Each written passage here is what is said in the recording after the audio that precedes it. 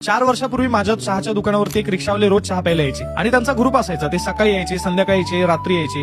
बऱ्याचदा रिपीट चहा व्हायचा तर 200-250 रुपयाचा त्यांचा रोजचा चहा असायचा. आणि एक दिवस असंच फाटक्या नोटीवरून आमचं थोडंसं झालं की नोट फाटकी आहे. ते बोलले चालेल मी मग ते बोलता मी थोडंसं रूढ बोललो. ऍक्च्युली मी आहे सातारचा, मी बोललेलो बरोबर, पण वाटताना त्यांना थोडंसं ते रूढ वाटलं. मग त्याच्यानंतर त्यांना वाईट वाटलं आणि त्यांनी माझ्याकडे यायचंच बंद केलं. आणि जसं त्यांनी त्यांचा ग्रुपनीच यायचं बंद केलं तर रोजचा माझा 200 रुपयाचा लॉस झाला, महिन्याचा लॉस झाला 6,000चा, वर्षाचा लॉस किती झाला 72,000चा.